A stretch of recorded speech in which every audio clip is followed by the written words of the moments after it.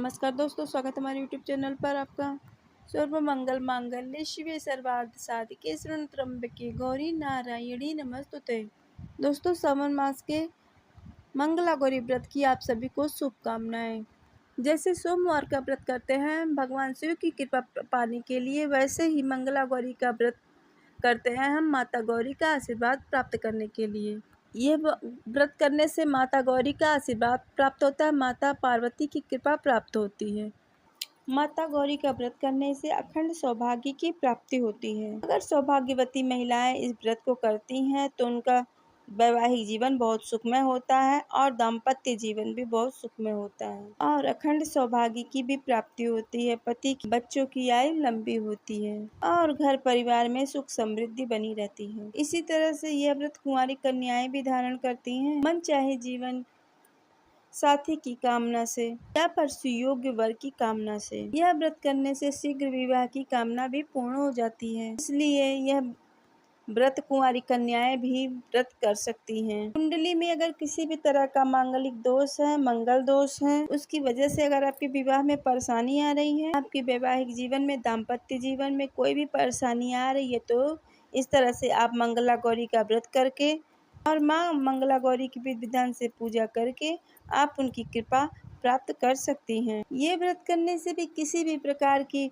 कोई भी विघ्न बाधा हो, कोई भी परेशानी हो, संकट हो, सब दूर हो जाती है। मंगला गौरी का व्रत करने से जीवन मंगलमय हो जाता है। जैसा कि नाम से ही पता चलता है, मंगला गौरी, मंगल प्रदान करने वाली माता गौरी को गौरी कहा जाता है।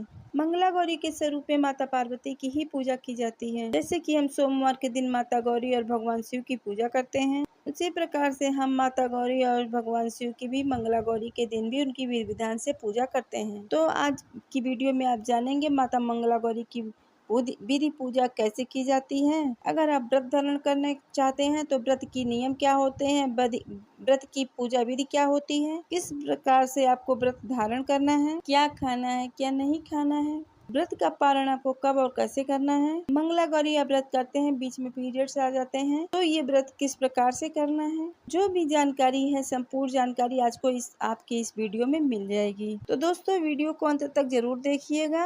अगर चैनल में नए हैं तो सब्सक्राइब जरूर कीजिएगा, लाइक जरूर कीजिएगा, शेयर करना मत भूलिएगा। तो सबसे पहले जानते हैं दोस्तों कि साल 2024 में मंगला गौरी व्रत कब और कितने रखे जाएंगे। देखिए दोस्तों, इस बार हमको मंगला गौरी के 4 व्रत प्राप्त हो रहे हैं। पहला मंगला गौरी का व्रत 23 जुलाई को रखा जाएगा। दूसरा मंगला गौरी का व्रत होगा 23 जुलाई को।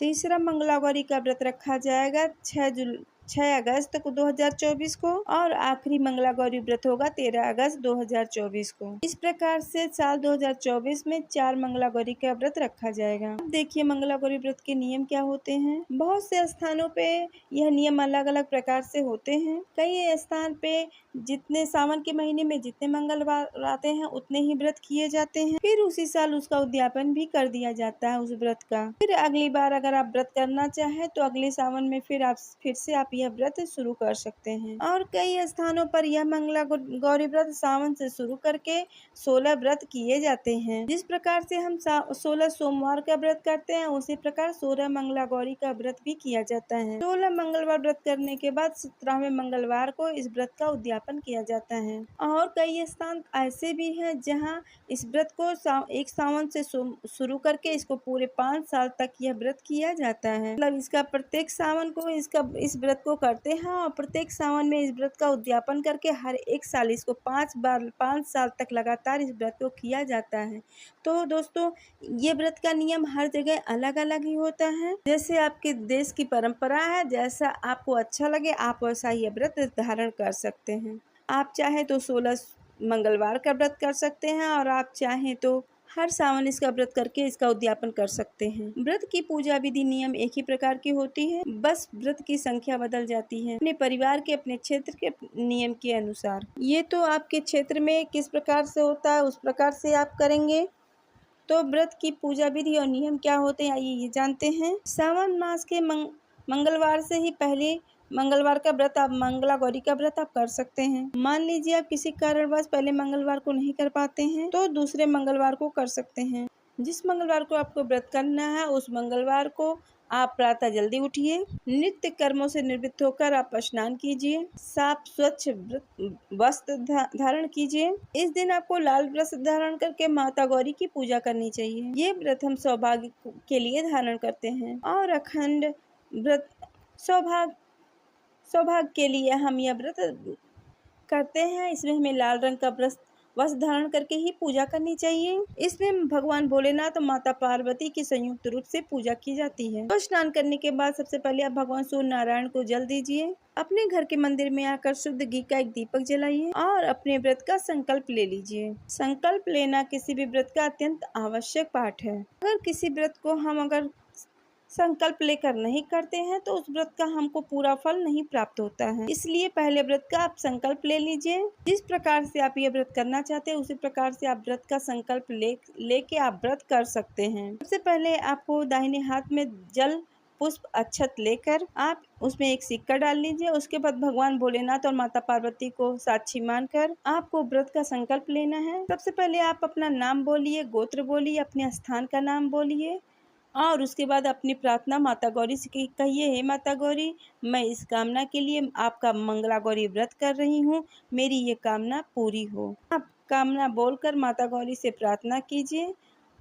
व्रत में पूजा पाठ में कोई भी जाने अनजाने में भूल चूक हो गई हो, इसके लिए माता गौरी से आप प्रार्थना क्षमा कर मांगेंगी। संकल्प लेने के बाद जो आपके पास जो हाथ में जो संकल्प किया सामान है उसको माता गौरी के चरणों में रख दीजिए। संकल्प लेने के बाद माता गौरी और भगवान शिव की विधि विधान से आप पूजा कर लीजिए, जैसे आप सोमवार के व्रत में करती हैं। भगवान शिव को अभिषेक कीजिए। माता गौरी को जो भी आपके पास सामग्री है उसको चढ़ाइए।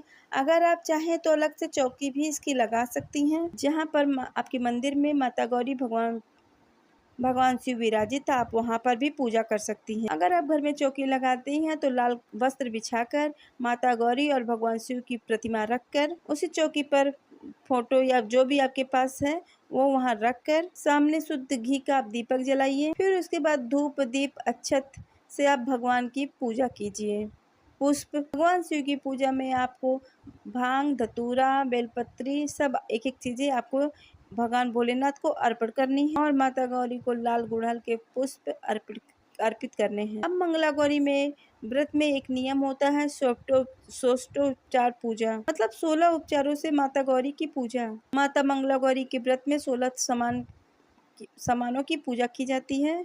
16 प्रकार के सामानों से माता गौरी की पूजा की जाती है। इस पर अगर आप चाहें तो 16 सामानों को एक साथ इकट्ठा करके आप उनसे पूजा कर सकती हैं या फिर आप प्रत्येक सामान 16 की संख्या में आप अर्पित कर सकती हैं। 16 पुष्प अर्पण कर सकती हैं, 16 पुष्प अर्पण कर सकती हैं, 16 फल अर्पण कर सकती हैं, 16 मिठाइयाँ अर्पण कर सकती हैं। सुहाग की सामग्री में 16 चूड़ियाँ अर्पित कर सकती हैं, 16 बिंदी अर्पण कर सकती हैं। इस प्रकार से आप अर्पण कर सकती हैं। नहीं तो आप सब सामानों को इकट्ठा 16 बनाकर आप अर्पण कर सकती हैं। माता गौरी के व्रत में सुहाग की सामग्री जरूरी होती है, ये आपको उनको जरूर अर्पण करना चाहिए। आपके पास जितनी बेशक्ति है यथासंभव यथाशक्ति आप माता गौरी को अर्पण कीजिए। ऐसे आप व्रत कर सकती हैं। एक और चीज आता है कि क्या हर मंगलवार को हम 16 ही सामान अर्पण करें? तो आप ये जान लीजिए कि पहले सोमवार को और आखिरी सोमवार को आप चाहे पहले सोमवार को चढ़ा दीजिए, नहीं तो आप आखिरी मंगलवार को चढ़ा दीजिए।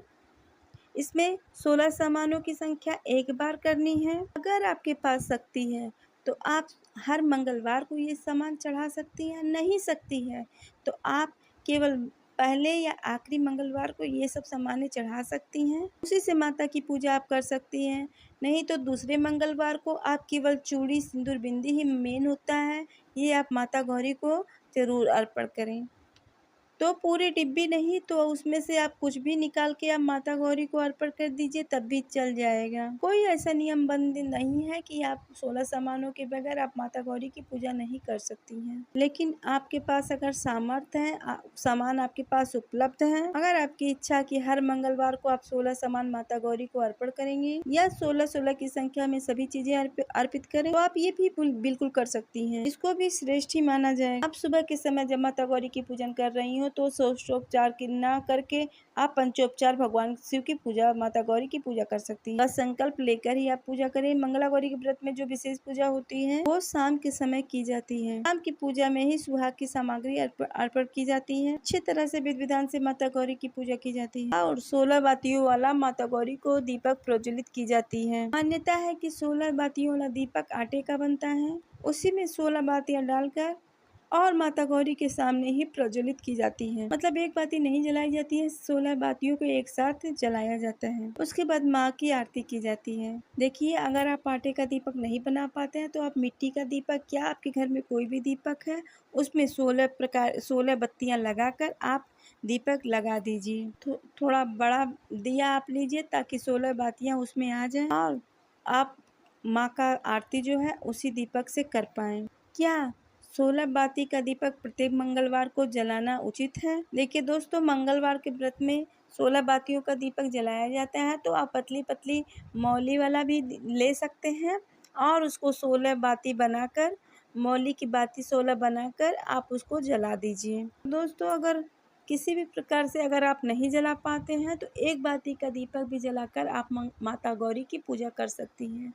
ऐसी कोई समस्या नहीं है। माँ मंगला को किस प्रकार से किस चीज का भोग लगाना चाहिए? गुड़ या गुड़ से बनी हुई मिठाइयों का भी भोग लगा सकते हैं। मंगलवार का दिन होता है, माँ को गुड़ की मिठाई आप अर्पण कर सकती हैं। लड्डू का भोग लगा सकते हैं। इसके अलावा आप सफेद मिठाई का भोग लगा सकते हैं। दूध से बनी हुई मिठाइयाँ माँ को अर्पित की जाती है। खीर अथवा हलवा बनाकर भी माता गौरी का पूजन किया जा सकता है। अगर ये सब सामान आपके पास ना हो तो आप गुड़, बतासा, शक्कर, आप किसी भी चीज का, मिश्री, किसी भी चीज का आप भोग लगाकर माता गौरी की पूजा कर सकती हैं। फल फूल आपके पास जो भी हो उससे माँ का भोग लगाइए और उससे उनका पूजन कीजिए। आपकी जितनी सामर्थ्य है, जैसी भी आपकी शक्ति है, उस हिसाब से माता गौरी की आप पूजन कीजिए।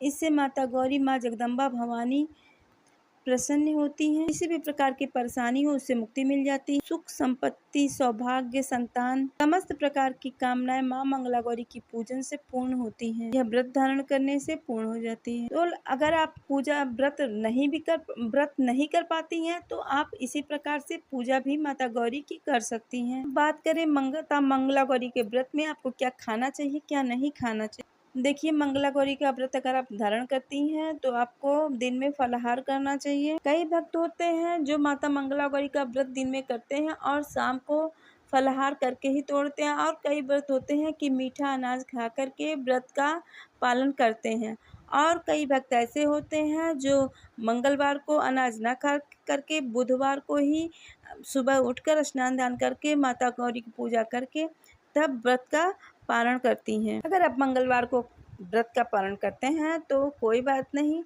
अगर आप बुधवार को भी करते हैं तो आप शुद्ध सात्विक भोजन बनाकर, नमक वाला भोजन बनाकर आप इस व्रत का पालन कर सकती हैं, इसका पालन आप कर सकती हैं। कई लोगों का ये भी सवाल होता है कि हम पीरियड्स में कैसे व्रत करें।